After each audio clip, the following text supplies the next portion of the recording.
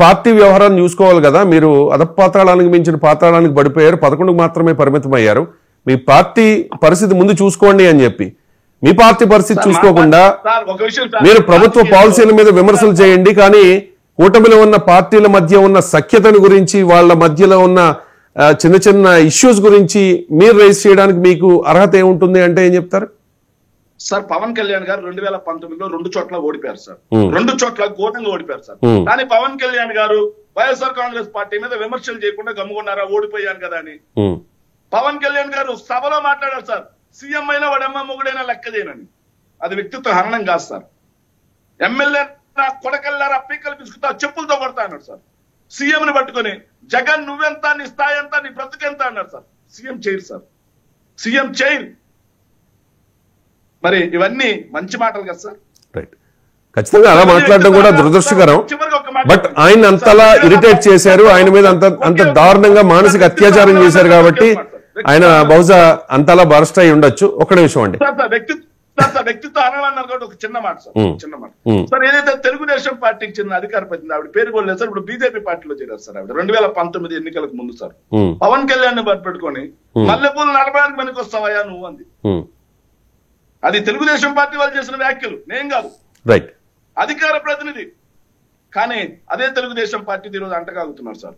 పవన్ కళ్యాణ్ గారే బయటకు వచ్చి నేను చంద్రబాబు నాయుడు గారితో మాట్లాడిన మాటలు బయటకు ఎలా వచ్చాయి, మేమిద్దరం మాట్లాడుకున్న మాటలు బయటకు ఎలా వచ్చాయి, ప్యాకేజ్ అడిగారని చెప్పేసి వాళ్ళ పత్రికల్లో వచ్చేసారని మాట్లాడింది. అంటే గతంలో మాట్లాడిన మాటలు చూసుకుంటే చాలా ఉంటాయి.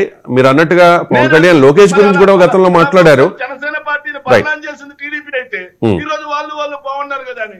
రైట్, ఒక నిమిషం అండి, ఒక నిమిషం. శేఖర్ రెడ్డి గారు టైం లేదు, నాగేంద్ర గారు మాట్లాడతారు, రెస్పాండ్ అవుతారు. నాగేంద్ర గారు, నేను మళ్ళీ రిపీట్ చేస్తాను. మీరు పెట్టిన సబ్జెక్ట్ కు అలాగే మేము కట్టుబడి ఉన్నాం. అతను పక్కకెళ్ళి ప్యాకేజీ చంద్రబాబు అంటే ఖచ్చితంగా మేమేమంటామంటే మీ అమ్మ మొగుడిచ్చాడా, మీరు మంచ గిన్నెలు చూచారా అని అడుగుతాం.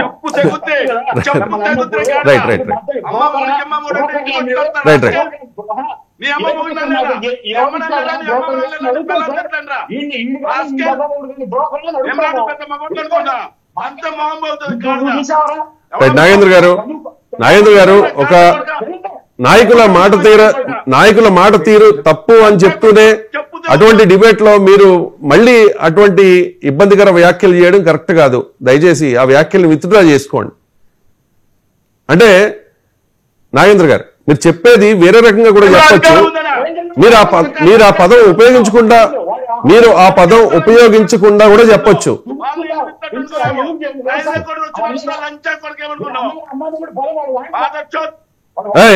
ఏం మాట్లాడుతున్నారు శేఖర్ రెడ్డి గారు? ఏం మాట్లాడుతున్నారు మీరు? ఏం మాట్లాడుతున్నారు? ఏంటా భాష ఏంటి?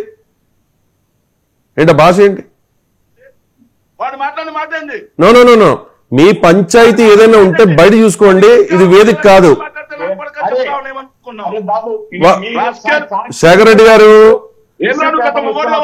గారు, నాగేంద్ర గారు, మీ పంచాయతీ ఏదైనా ఉంటే బయట చూసుకోండి, రోడ్ల మీద పడి కొట్టుకోండి. అంతేగాని ఈ టీవీ ఛానల్లో ఈ డిబేట్ లో మీరు బూతులు తిట్టుకుంటూ ఉంటే చూస్తూ కూర్చోవాల్సిన అవసరం లేదు. దయచేసి రైట్, మీరిద్దరు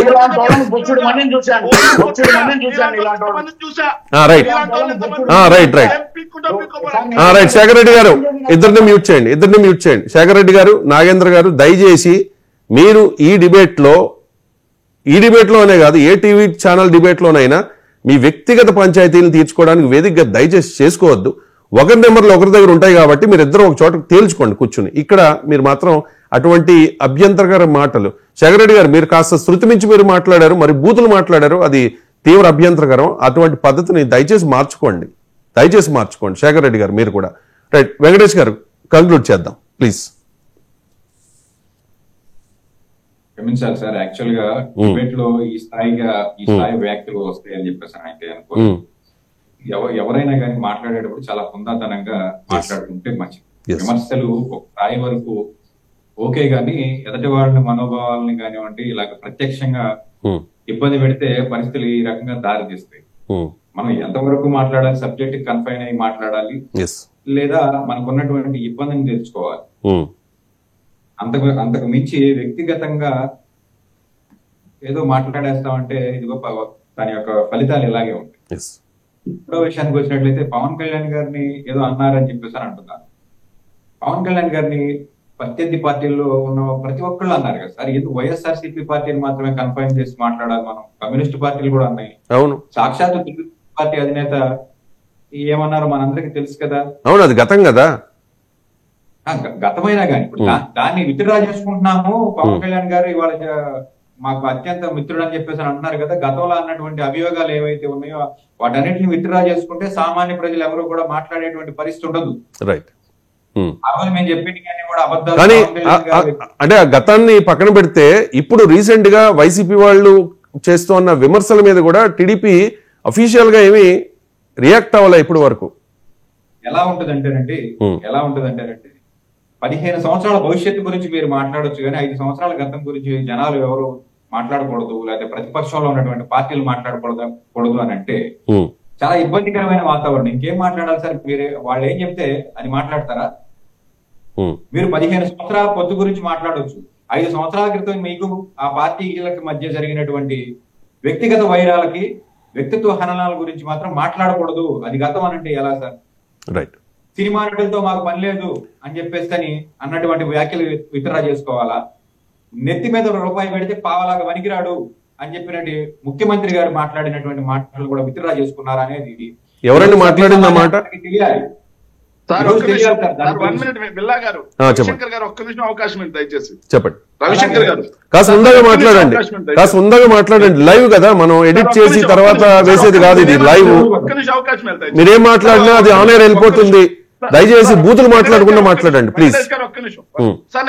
నేను పరిశుభ్రతలు ఏం మాట్లాడాను సార్, నేను మళ్ళీ చెప్తున్నాను సార్. నేను ఇన్ని సంవత్సరాలుగా డిబేట్లు చేస్తున్నాను సార్. నేను ఎక్కడ ఎవరిని కూడా ఒక్క బూత్ మాట మాట్లాడాను. మరి ఇప్పుడు మాట్లాడింది సార్ నేను పేపర్లు చూపించి మాత్రమే, డేటా చూపించి మాత్రమే నేను మాట్లాడతాను. నాకు ఆ పేరు కూడా ఉంది, శేఖర్ రెడ్డి. ఎక్కడ కూడా పరిశుభ్రతలు.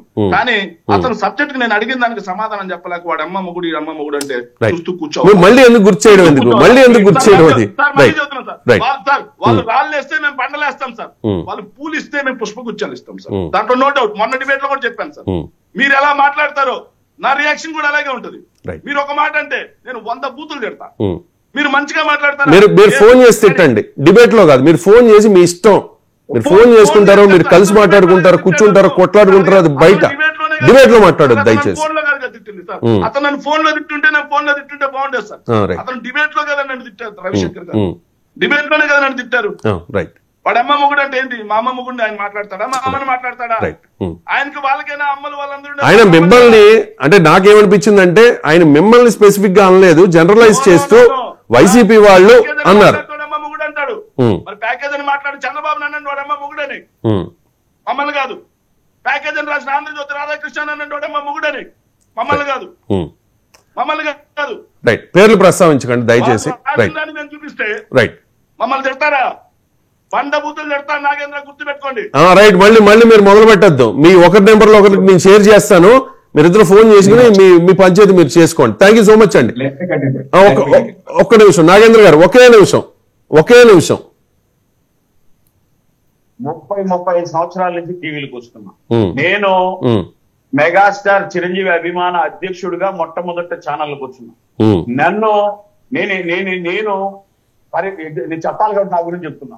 ఎందుకురా రావడం రా అని చెప్పి నేను ఇప్పుడు నన్ను ఆఫీస్కి పిలిచలే, ఇంటికి పిలిచే చంద్రశేఖర్ ఐఏఎస్ సార్ లాంటి ఇలాంటి వాళ్ళందరి దగ్గర తిరిగి నేను నేర్చుకున్న వాడిని, నేను గ్రహించిన వాడిని. నేను తిట్టాను. ఈయన ఏమంటాడంటే అహంతో ఇందా కాలర్ ఆ అహం కావాలి ఫస్ట్. నేను చెప్పాను కదా నేను మాట్లాడలేదని. నేను ఈ శేఖర్ రెడ్డిని నీ అమ్మ మొగుడని నేను అనలేదు, అది వినాలా. నేనేమన్నానంటే అక్కడికి వెళ్ళి మధ్యలో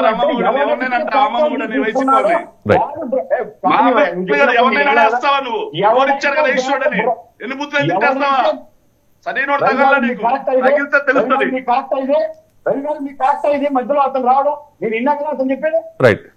శేఖర్ రెడ్డి గారు వినండి, క్లారిటీ ఇస్తున్నారు కదా. మిమ్మల్ని తిట్టలేదు ఆ మాట అని చెప్పి క్లారిటీ ఇస్తున్నారు కదా, మీకెందుకు నొప్పి? వినండి. ఎవడైతే మా నాయకుడిని అన్నాడో, ఎవడైతే చంద్రబాబు ఇస్తా ఉంటే చూసినాను అన్నాడో వాడిని తిట్టా నేను మిమ్మల్ని అనలేదు. రెండోది, మాకటి ముందు అహం ఎట్టుంటదంటే చదువుకోకపోతే ఏం చదివావు నువ్వు? BSc, BEd, MBA. నా చదువు అంతే. మరి నువ్వేం చదివావు? ఇటువంటి అహం తగ్గితే మేము అట్టే ఉంటాం. తర్వాత Right. మేము బండలు అది వేస్తాం, అంత రాళ్ళు చదువుకోండి, వేస్తాం, ఆ వాళ్ళు కాంగ్రెస్ కి రెడ్డి కాంగ్రెస్ కి తేడా తెలుసు బుక్కులు చదువుతూ ఉండండి. రాస్తా నేను నీలాంటి